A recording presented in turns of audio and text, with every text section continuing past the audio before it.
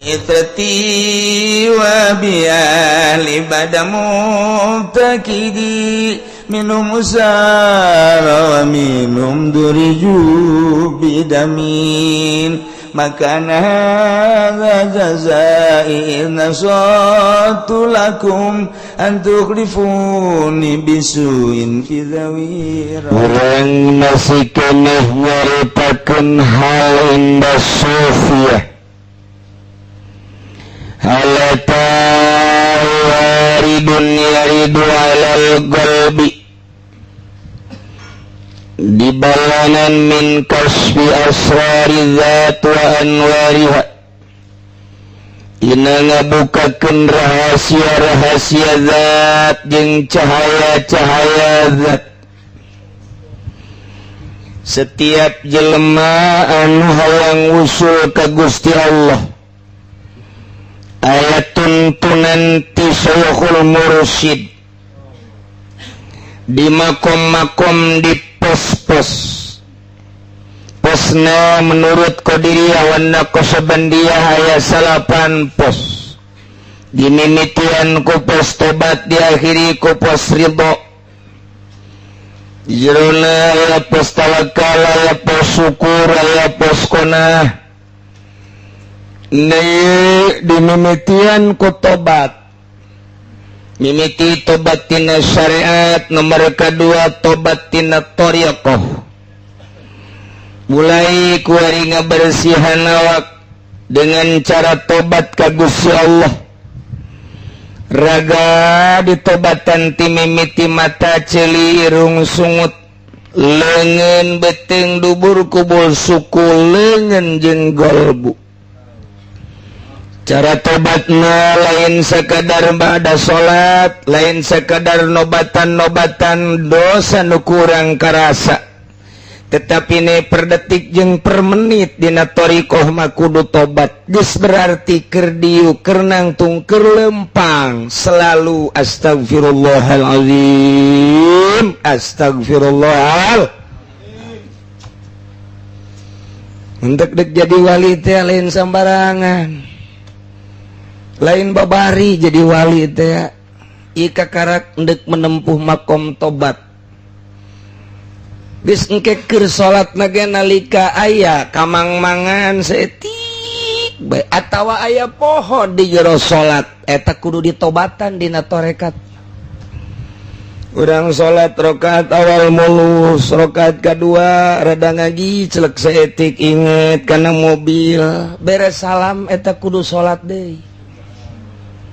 Salat kos kitu teh pan jadi siksa ka Gusti Allah. Astagfirullahalazim. Perbaiki salat. Perbaiki salat di mana ieu teh datang ka ngalantur salat teh. Naon ieu nu mantak jadi lanturan? Ingat kana naon? Balikan deui salat da tujukeun ka Gusti Allah nu lempeng. Sakira-kira eta bakal ngaganggu bae piceun. Gitulah caranya. Tak lamun orang nyaritakeun dongeng Sidina Ali katinggalin nyana berjamaah lantaran manehanana ngurusan hiji kitu babagian atau Sidina Umar lantaran di bagian dina Khaybar kemudian tinggalin nyana berjamaah ku gara-gara tinggalin berjamaah bae eta Khaybarna dibikeun bae geus kabeh. Naon eta lantaran nyana mah geus datang ka dinya tah ka pangkat hakikat. Atuh kaganggu kuno hina sedengkeun salat ba berhadapan jeung Allah nu ngagangguna barang hina piceun bae nu hina ieu. Urang mah dikitu-kitu ge engke mah tetep bae di teangan bae di puasaan malah mah. Di puasaan di riyadhahan dunia teh riyadhah. Wali mah riyadhah teh hayang datang marifat, hayang datang ilmu marifat teh urang mah riyadhah teh hayang sekupi. Geus tibalik bae. Tibalik, jasa tibalik, Masya Allah karim. Nah, ini keur carita hal. Terus ibadah tiap per detik jeung per menit terus bae istighfar ka Gusti Allah. Sakira-kira bisa nyana bergaul jeung manusia sambil istighfar, silakan. Sakira-kiranya teu bisa, ya uzlah berarti. Uzlah ninggalkeun jelema, ninggalkeun makhluk. Lantaran endek menuju kanu leuwih mulia tinggalkeun heula cek Tuan Abdul Qadir dina kitab Fathur Rabbani satungtung urang masih keneh kabita ku dunia ulah sok ngurusan masyarakat, ulah sok ngurusan murid, lantaran kiai eta sebagai figur tuntunan jang nuntun masyarakat ulah supaya resepen kana dunia. Kiai teh supaya nuduhkeun ka masyarakat ka muridna ulah resep dunia, ai pra kiaina nuduh dunia. Atuh deuk kumaha aja ceramah bae dibere leutik ngagurutu.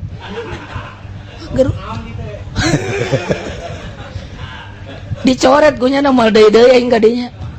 Bae aku bensin sakieu lecen. Emang kitu pod. Pasti beres jasa. Masya Allah, karim diondang ku bupati amblepan letik ngagurutu.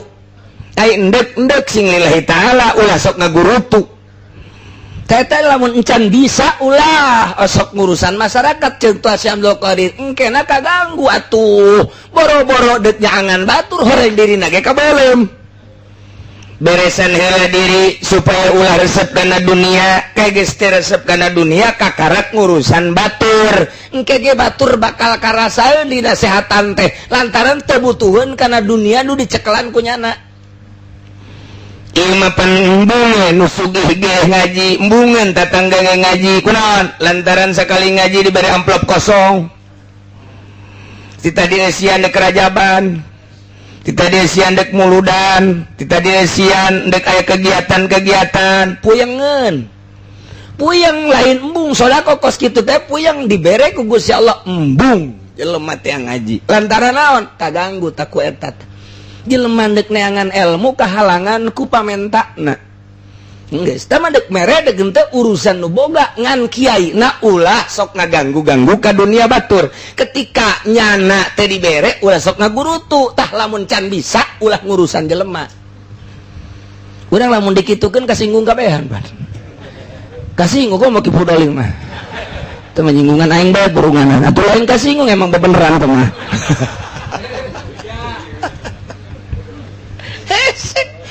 Lamun geus embung kana di dunia nu aya di leungeun batur, silakeun cek Tuan Abdul Qadir ansub ka masyarakat, bahkan wajib ngomean masyarakat supaya bisa wudu nu rapih, supaya bisa salat nu rapih, supaya bisa haji nu rapih, supaya bisa sedekah nu rapih lantaran di dirina geus rapih.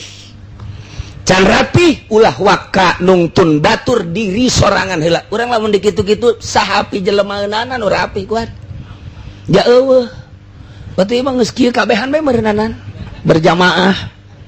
Tah, ieu tapi tetep bae aya teangan. Cek Kanjeng Nabi diterjemahkeun ku Tuan Abdul Qadir pibuktiana seperti kitu. Mentak riyadho heula bae khol heula ke geus bisa ngabedakeun antara jelema anu marifat jeung nu teu marifat kakarak mangga. Mun can bisa ulah, mun can bisa berarti can marifat di jerona. Nah eta teh ulah waka nungtun batur kabeulem engkena.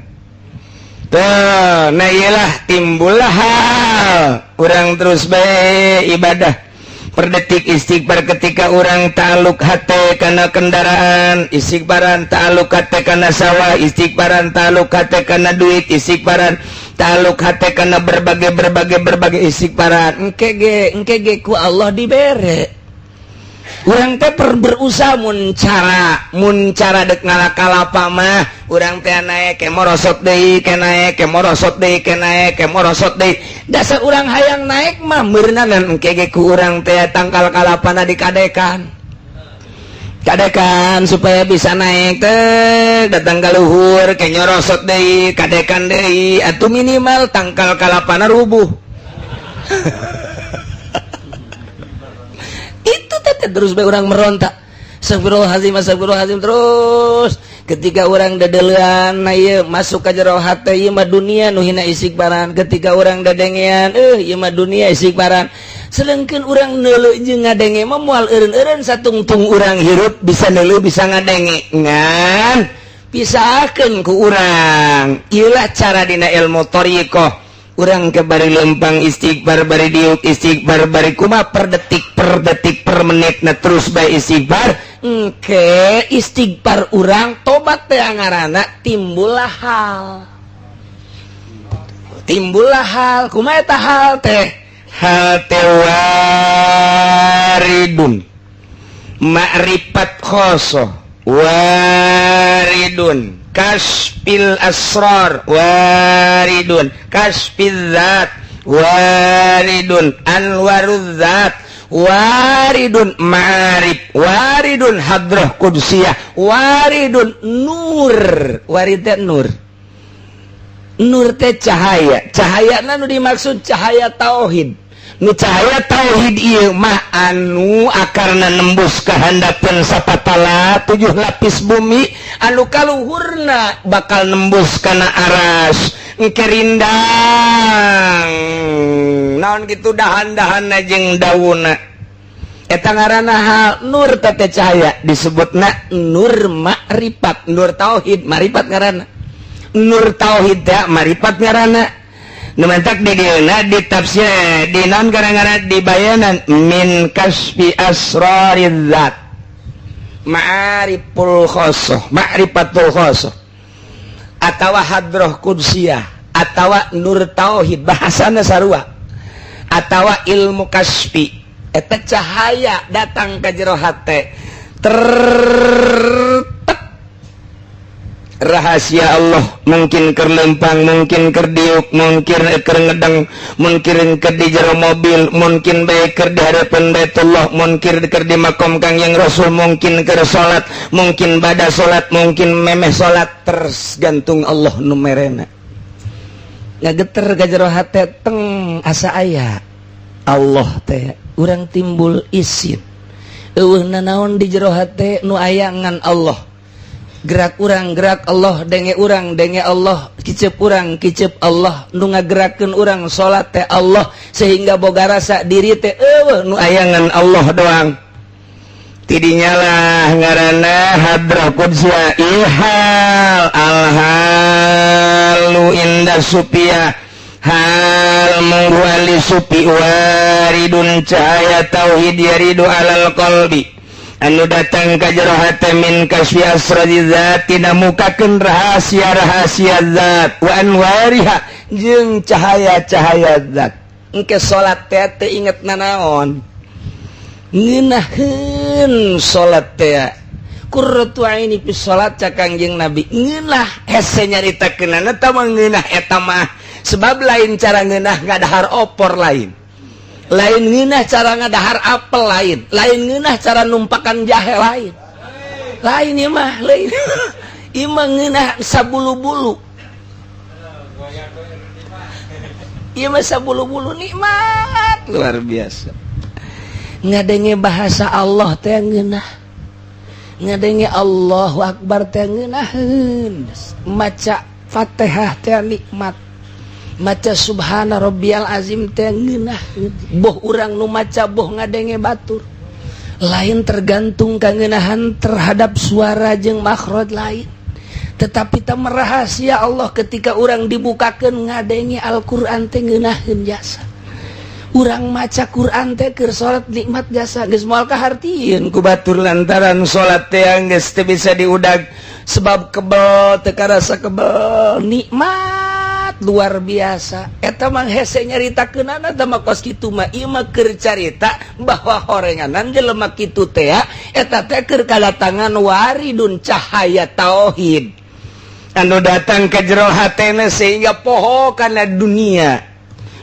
teh hina leutik di hate manehanana eueuh ta'aluk sebab ieu dunia bakal ditinggalkeun nu mantap Kangjeng Nabi mah di angsongan gunung Uhud jang berjuang teu hayang Sayyidina Ali mah tolak tilu salasan kitu keneh para wali-wali Allah man batur nyaritakeun dunia hina kunaon urang ngudag-ngudag satungtung urang encan teu resep kana dunia moal ngeunaheun salat wani sumpah moal ngeunaheun wajan ting udang-udangna beda sagede bakul wa moal ngeunaheun bae palingnya biasa-biasa bae salat kenceng ku kencengna kendor ku kendorna laun ku launna buatannya na bae kumahanya na ngeunah mah moal sebab mual kumpul antara cinta ke Allah jeung cinta dunia. Di mana cinta dunia cinta ke Allah mual, di mana cinta ke Allah teu cinta dunia. Ketika geus cinta ke Allah eueuh cinta dunia, dibere ku Allah lazat ibadah ngeunaheun. Tah ieu waridun ngaranna cahaya ye, cahaya. Nah ieu ngaranna waridun cahaya ma'rifat, cahaya tauhid. Nu mentak eta cahaya tauhid dibahasakeun akarna kasapatala datang ke 7 lapis bumi, ieu rindangna ka luhur datang ke aras, engke dahan-dahanna jeung daunna nutupan dunia. Jelema anu ngiuhan didinya tiis, jelema nu ngiuhan didinya tiis di cahaya tauhid teh boro-boro nanaon geus amprokna ge geus ku tiis jasa. Komo ngadengekeun kana pituah-pituahna tiis bae geus lantaran naon lain bahasana tapi cahaya tauhidna. Ieulah ma'rifat waridun, ta ieu keur carita waridun. Jadi ngeunaheun sebabnya na aya dina kangeunahan. Nancap ka jerotanna sakira-kira di doser tetep bae, nyana tetep Allah Allah Allah. Paehan Allah Allah Allah. Tembak Allah Allah Allah. Beres kopi siap. Bendera Golkar keluar. Mulai geus diumrohkeun siap. Wah wariduna leungit. Waridun leungit geus moal nyaman. Jelema anu masih kene kabongbroi ku dunia ketika datang anu mere dunia nyana narobah moal nyaman. Ketika aya caleg mere nyana kabongbroi moal nyaman. Ketika aya calon bupati datang nyana siap moal nyaman. Ketika aya calon gubernur nyana siap ngabantu tapi asal dibere moal nyaman. Kuari siap-siap ye pilkada. Amari geus mere naon kana? Ngomong atuh. Bakal aya kiai nu diumrohkeun di Kabupaten Tangerang engke bakalna ku Zaki bakalna aya 100. Siap-siap. Siap-siap. Sanu dek daftar ngacung. Ngacung atuh seulah sini sin. Di dia isin di imah henteu. Ya Allah, ya Rabbi. Nda ieu mah masalah teh kos kitu mah endek los ieu mah keur carita eueuh waridun berarti. Lantaran kabongbroi kuno kitu umroh mah umroh bae ngan teu jadi kanikmatan. Haji mah haji bae ngan teu jadi kanikmatan. Tahajud mah tahajud bae ngan teu jadi kanikmatan. Duha mah duha bae ngan teu jadi kanikmatan lantaran ieu wariduna leungit. Sensitif sama waridun teh teu meunang kaganggu ku ujub leungit, kaganggu ku ria leungit, kaganggu pokona mah ku panyakit-panyakit batin eta mah geus leungit bae. Leungit bae tah mah teu disahan teu disan nu mantak aya anu ngarasakeun sajero salat doang di luar salat leungit. Aya nu ngarasakeun teh sajam sanggeus sajam leungit, aya nu ngarasakeun sapoe sanggeus sapoe leungit. Ketika leungit teh ieulah neuk diayakeun ada di hese luar biasa, iyalah waridun hal ngaran. Jadi kesimpulan nama hal mah cek ahli sufi mah cahaya tauhid atau ma'rifat khosoh nu datang ka jero hate nyaeta tina kabukana rahasia-rahasia zat. Geus lamun urang geus ngabukakeun rahasia zat seakan-akan urang teh ngobrol jeung Allah. Allahu akbar. Keur carita salat intina salat. Allahu akbar kabira walhamdulillahi katsira, boga perasaan dibimbing ku Allah. Maca Fatihah urang bismillahirrahmanirrahim alhamdulillahirabbil alamin lain diri nu maca teh dibimbing ku Allah. Sia teh nangieun aing dihirupan ku aing teh pan yuhi wa yumit. Sia ku aing digerakkeun lain sia nu ngagerakeun tah sia ku ade salat nang aing. Seakan-akan sia mah boneka, sia mah eta teh wayang nu keur dipaenkeun ku dalang. Tak ieu sia maca alhamdulillah teh nang aing, urang teh terasa dibimbing bae ku Allah. Geus bacana ge tanpa pamrih geus kumaha sorangan bae. Bismillahirrahmanirrahim. Asa dibimbing bae ku Allah. Ruh sia, ruh nu aing.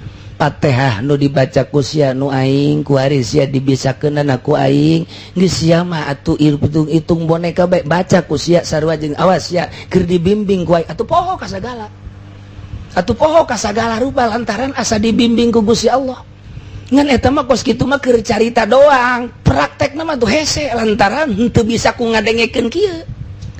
Ieu mah keur carita henteu bisa didengekeun lantaran kudu dipraktekkeun, leungitkeun takabur, leungitkeun ujub, leungitkeun ria, terutama leungitkeun hubu dunya. Dunia sabodo asal ulah cinta, dunia sabodo asal ulah ta'aluk. Ulah aya ta'aluk teh hartina mah patali jasa jeung dunia, sehingga mun dunia leungit urang teh edan. Mun dunia leungit urang teh walah. Ai kitu mah dunia nu aya di leungeun urang los malah bagus. Contohna Sidina Abu Bakar Siddiq teu taluk yen makana dunia ngan dibere terus ku Gusti Allah. Tah eta mah jadi urusan dunia mah kos kitu, wa mal hayatud dunya tadi ila la'bun walahun. Nah, inilah urusanana sehingga geus bersih. Jadi ai warid mah mungkin dinusugih nu geus tersep kana dunia, mungkin di kiai nu geus tersep kana dunia, mungkin di ustad nu geus tersep kana dunia, mungkin di pejabat nu tersep kana dunia, mungkin di petani nu tersep kana dunia, mungkin di santri, mungkin di karyawan. Silakeun bae asal geus tersep kana dunia jeung panyakit-panyakit batin eueuh warid datang. Asal geus datang warid bae geus beda geus. Diondang geus teu daek lantaran lah amplopna leutik. Teu beres deui we. Teu beres, gugurkeun nu itu lantaran nu ieu mah rada gede yeuh, nu leutik mah alah geus wakilkeun mah habak ka batur. Teu beres. Tah ieu kos kieu. Atawa silaturahmi lah terjadi lantaran aya anu, atawa ngaji lah henteu lantaran aya anu. Tah kos kitu. Warid can datang. Tah ieu lah waridun hal keur carita hal. Ieu kakarak ge keur carita dina tobat. Lamun tobat urang geus timbul hal, geus kabayang breh, karasa. Engke dirina bisa ngarasakeun mantak dipermasalahkeun jelema diangkat jadi wali si dirina nyahon teu bahwa dirina diangkat jadi wali atuh nyahon. Atuh nyahon da kamari ge nya ngawalian anakna.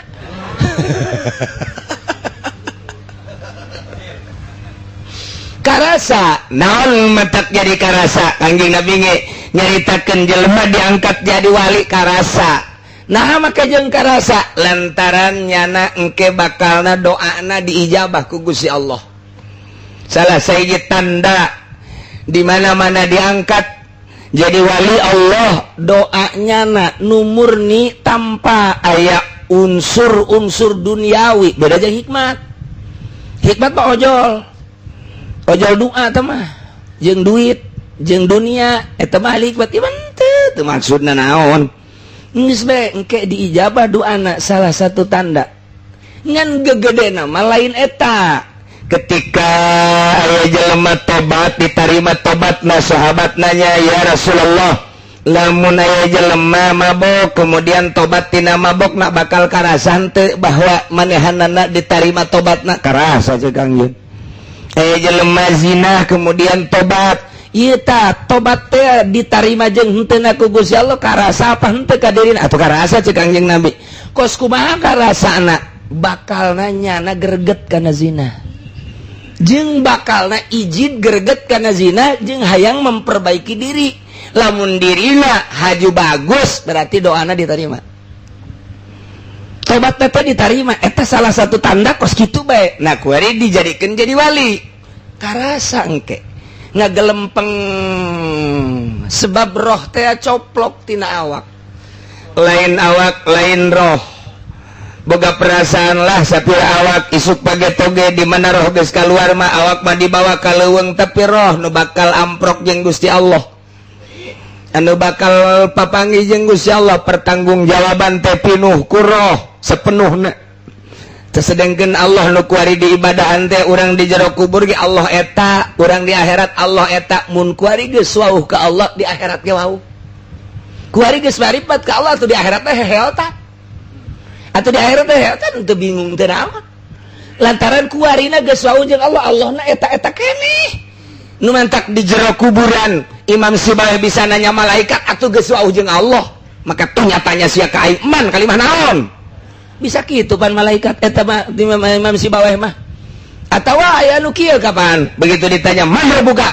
Lah, tanya-tanya segala. Ji, cek malaikat mana yang mah tugas. Tunggu. Man rabbuka? Bejakeun ka Gusti Allah. Ulah kudu ditanya-tanya kitu aing mah. Je, pan ieu kiamat cek nya teh. Bebeja nya sakali deui lah aing mah nanya, "Man rabbuka?" Malaikat tengah jeding set ceuli. Dicarekan ku wali mah. Bejakeun ka Gusti Allah, make yang ditanya-tanya. Pannya na bebeja ka Gusti aya hamba Gusti ditanya kula dicarekan cenah ceuli tengah jeding. Ya kunaon ya? Atuh coba tanya ku anjeun kunaon gitu nu mantek manehanana teh kudu ditanya balik deui ka ditu. Aduh, cek malaikat teh sanggup kula ge tadi dicarekan. Henteu tanya deui ka ditu. Kunaon gitu? Nanya deui. Punten abdi tos menghadap ka Allah yo. Naon sababna cenah eta make jeung kudu ditanya-tanya. Pancak Kangjeng Nabi anak indah zani abdi bi. Kaula teh cak Gusti Allah kumaha sangkaan hamba kaula ka kaula. Kula geus boga sangka 100% paeh kaula mawa iman Islam jeung kula geus sauh jeung Allah. Kula teh boga kayakinan banyakan ka Gusti Allah. Di bebeja malaikat kitu teh jawabanana mantap ge sok sembarangan nanya cak Gusti Allah. Kuade. Wali mah geus kos kitu.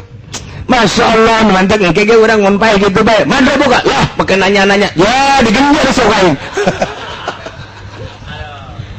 Ulah sembarangan. Nu geus eueuh jeung Allah jeung nuncan lain deui ke di jero kuburanana. Nu mantap macem-macem caritaan ahli-ahli Allah ketika dikubur. Engke ge di mahsyar teh beda-beda. Caritaan nu tadi di berbagai tafsir wahum yahmiluna auzarahum. Jelema teh marawa dosa. Lantaran dibawa kunyana berarti jore. Aya anu naekan amal berarti bagus. Aya anu amalna bagus jasa. Aya anu hiber bae ka mahsyar teh. Set datang. Nya nama kieu bae di mahsyar. Di sisi bae nya nama ngadaguan jelema heula lah ke sisi bae heula terus. Aya teh keran keur ngagodongan Habib Rozak nya. Jadi wali mah tenang, sakumaha aku ari bae. Bari asa tiet tari heula lantaran nya mah geus wauh ka Kapolda. Geus wauh nya mah atuh ka Dandim, geus wauh mun cara di kabupaten mah ka Kodam, geus warauh nya mah. Tah eta teh geus tenang, geus nyaho jalan nya. Nah iyalah wali-wali Allah teh ke di akhirat geus daratang ke bangsa murid-muridna set dari geus eta. Aduh cenah kula mah ieu bahaya kunaon tuh. Ieu catatanna geus tenang bae di dieu lanan kayak yang diuruskeun ya. Tenang. Riuk bae di dia. Jeuleuh, ini mah rusak amat ya nanti. Ieu mah sedang bisa dibela aja gini. Ieu mah rusak biasa aja ieu mah. Kredit aya di sia ieu mah, invest aya di sia. Tah eta kos kitu tah nu mantak al arwah junudun mujannadah. Arwah teh kos tentara anu berkompi-kompi. Mun tadina urang ngahiji jeung ahli Allah di akhirat ge neangan deui bae eta. Ya orang mau yang anu tuau di dunia ge kana tuau orang teu bisa di akhirat ge sarua bae. Engke di urang teh kapanggih jeung Habib Rozak, "Bet, sini. Wadah sini kita ngumpul." "Bi bagaimana ini?" "Gua juga sama." Kos gitulah bayangan engke di akhirat diteruskeun dina tadi teh surahanana teh diteruskeun lantaran eta terus sama kos kitu tah. Saenggeusna nu numpakan jeung nu ditumpakan ku amal kaditu datang ka mahsyar. Nah iyalah para wali-wali Allah mah di duniana geus wauh jeung Allah, di akhiratna ge oja Allahna eta-eta keneh. Nu kurang disembah ku ari teh bakal kapanggih engke tinggal ngabuktikeun. Nu mantap we sia nyembah ka aing aya suara. Ya pangeran teh ieu lain tah mah batu. Ya pangeran teh lain tah mah panon poe. Ya pangeran mah ieu lain tah mah. Mana tuh pangeran kayak nungguan nu kuala disembah-sembah nu baheula gaib nu sipatanana wujud kidam bako mukhalafatan lil hawadis. Lamun di dunia na geus apal secara tauhid tadi minimal anu 20 minimal nu 50 tadi geus jauh ka Kangjeng Nabi na ka Allah na geus wauh diangsongan pangeran ieu lain pangeran itu lain pangeran ieu lain pangeran itu lain. Nah nu asli mah ieu nu kurang di Allahu Akbar. Lamun di dunia teu nyembah ka Allah atawa nyembah ngan carang-carang. Begitu dipake dibejakeun ieu Allah ieu asana meureun ieu. Ceknya na teh pan sia sok salat sakapeung-kapeung salat ge. Ieu teh lain Allah. Bener asana ieu meureun padahal lain diseret ka neraka. salah nyebutkan Allah bahaya. Geus nu wauh ka Allah mah atuh moal kaliru dibere ieu lain itu lain ieu lain itu lain. Ih Allah nasime ieu netalah waridun di dunia dibere cahaya nyulusup ka jero hate bisa ngagukakeun rahasia-rahasia zat Allah komunikasi jeung Gusti Allah lantaran aya cahaya-cahaya Allah. Nikmatnya ngarasakeun gerakan-gerakan salat, nikmatnya ngarasakeun zikir, nikmatnya ngarasakeun maca Quran, nikmatnya ngarasakeun urayan-urayan ulama. Ditambahan deui ka ditu nangke wa tadhasru wallahu alam bissawab.